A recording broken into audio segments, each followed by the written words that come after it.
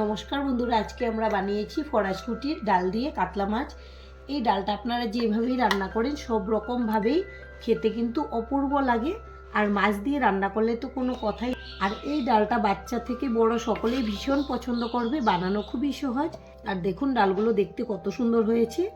এভাবে আপনারা একদিন বাড়িতে বানিয়ে দেখতে পারেন, আশা করছি আপনাদের ভীষণ ভালো লাগবে। আমি সবটুকুই নিয়ে নিচ্ছি একটা বাটিতে। তাহলে চলুন দেখে নিই আজকের রেসিপি। সবার প্রথমে এখানে নিয়েছি 500 গ্রাম ফরাসকুটির ডাল। আর এই ডালগুলোকে আমি গতকাল রাত্রে ভিজিয়ে রেখেছিলাম ভালো করে ধুয়ে। এরপর সকালবেলা খোসাগুলো ছাড়িয়ে নিয়েছি আর কয়েকটা রেখে দিয়েছি। খোসাগুলো ছাড়ানোর জন্য এই যে এরকম করে ধরলেই কিন্তু খুব সহজেই খোসাটা উঠে আসে। যে দেখুন, আর ডালগুলো দেখতে এতটাই সুন্দর হয়, একদম যেন মনে হয় কাজু বাদাম। খেতেও কিন্তু ভীষণ টেস্টি। এই যে দুটার খোসা আমি ছাড়িয়ে নিয়েছি। আর এই যে দেখুন ডালের খোসাগুলো ছাড়ানোর পরে কত সুন্দর হয়েছে। আর এভাবেই যে কয়েকটা আছে আমি খোসাগুলোকে ছাড়িয়ে নেব। সবগুলো খোসা ছাড়িয়ে দিয়েছি। এখন এর মধ্যে দিয়ে দেব অল্প জল। এখন গ্যাসে একটা কড়াই বসিয়েছি, দিয়ে দেব জল। এবার ডালগুলো দিয়ে দেব জলের মধ্যে। এখন দিয়ে দেব সামান্য লবণ। সেদ্ধ করার সময় যদি লবণটা দেওয়া যায়, ডালের মধ্যে লবণটা খুব ভালো করে ঢুকবে, তখন কিন্তু খেতে অনেক বেশি ভালো লাগবে। অল্প নেড়ে দিয়েছি। এইবার ঢেকে 50% মতো সেদ্ধ করে নেব। আপনারা চাইলে কিন্তু প্রেসার কুকারে সিটি মেরেও নিতে পারেন। 5 মিনিট ডালগুলোকে সেদ্ধ করার পর দেখুন কতগুলো ফেনা উপরে উঠেছে। এগুলোকে তুলে ফেলে দেব। এই ফেনাগুলো থাকলে কিন্তু ডালটা খেতে ভালো লাগবে না। এরকম করে যতবার ফেনাটা উপরে ভেসে উঠবে আমি বের করে ফেলে দেব। আর এই ডালগুলো সেদ্ধ হতে কিন্তু খুব বেশি সময়ও লাগে না। আর এখানে নিয়েছি 4 পিস কাতলা মাছ। মাছগুলোকে আমি ভালো করে ধুয়ে পরিষ্কার করে নিয়েছি। আপনারা আপনাদের পছন্দ অনুযায়ী যে কোনো মাছ দিয়ে ডালটা রান্না করতে পারবেন। এখন দিয়ে দেব স্বাদ অনুযায়ী লবণ আর দেব হলুদের গুঁড়ো। এখন মাছগুলোকে খুব ভালো করে মেখে নেব, যেন মাছের মধ্যে হলুদ আর লবণটা খুব ভালো করে মেশে। এখন ঢাকনাটা খুলে নেব। আমাদের ডালগুলো মোটামুটি 50% মতো সেদ্ধ হয়ে গেছে। এই যে দেখুন, হালকা চাপ দিলেই কিন্তু ভেঙে যাচ্ছে। এর থেকে বেশি সেদ্ধ করব না, পরে কিন্তু রান্না করার সময় সেদ্ধ হয়ে যাবে যতটুকু বাকি থাকবে। আবারও ঢেকে দিচ্ছি। এখন এটা নামিয়ে সাইডে রেখে দেব। এবার গ্যাসে একটা প্যান বসিয়ে দিলাম। প্যানটাকে ভালো করে গরম করে নেব। প্যানটাকে খুব ভালো করে গরম করে নিয়েছি। এখন দিয়ে দেব সর্ষের তেল। আপনারা চাইলে এখানে সাদা তেলও দিতে পারেন। এখন তেলটাকে নেড়ে দেব। এবার মাছের পিসগুলো দিয়ে দেব।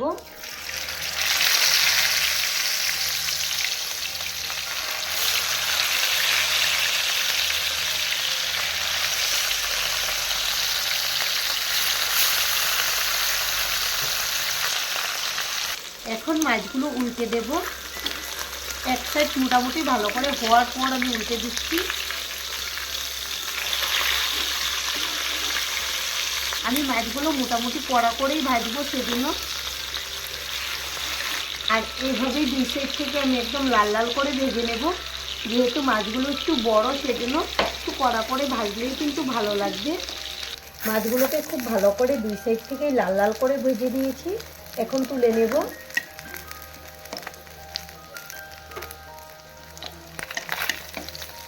এবার গ্যাসে একটা কড়াই বসিয়ে মাছ ভাজার যতটুকু তেল ছিল আমি সবটুকু দিয়ে দিয়েছি। এই তেল দিয়ে কিন্তু রান্নাটা হয়ে যাবে। এবার ফোড়নের জন্য নিয়েছি 2টা তেজপাতা, 2টা শুকনো লঙ্কা একটু চিড়ে দিয়েছি যেন না ছিটকায়, আর দিয়ে দেব কয়েকদানা গোটা জিরে। এখন ফোড়নটাকে খুব ভালো করে নেড়ে চেড়ে ভেজে নেব একটা মিষ্টি সেন্ট বের হওয়া পর্যন্ত। ফোড়নটা যদি ভালো করে ভাজা না হয় তখন কিন্তু রান্নাতে সেন্ট হয় না ভালো। প্রায় 25 সেকেন্ড হবে ভেজে নিয়েছি ফোড়নটাকে। এখন কিন্তু একটা মিষ্টি সেন্টও বেরিয়েছে। আর এখানে নিয়েছি একটা কোচানো পেঁয়াজ। এই পেঁয়াজটা দিয়ে দেব।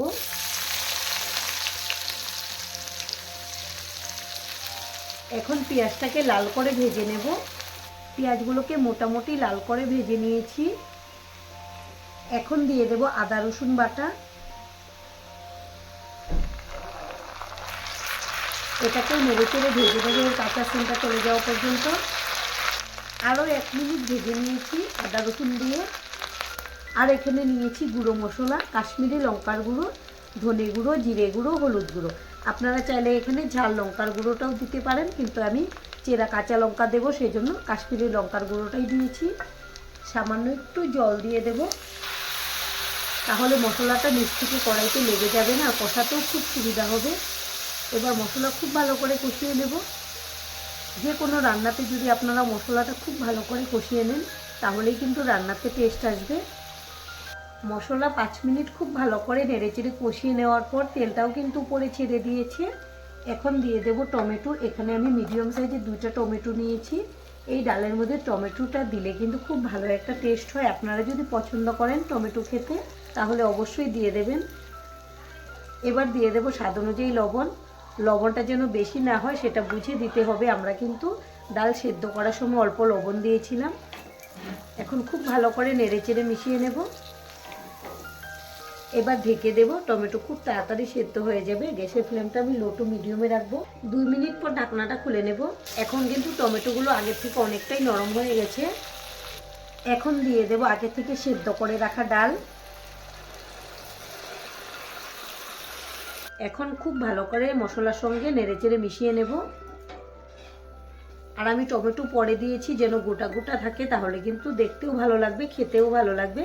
আপনারা চাইলে মশলার গ্রেভির মধ্যে প্রথমেই দিয়ে দিতে পারেন। খুব ভালো করে নেড়েচেড়ে নিয়েছি। আমি তো মশলা আগে থেকেই কষিয়ে নিই। এখন কিন্তু আর ডাল দিয়ে বেশি টাইম রান্না করব না।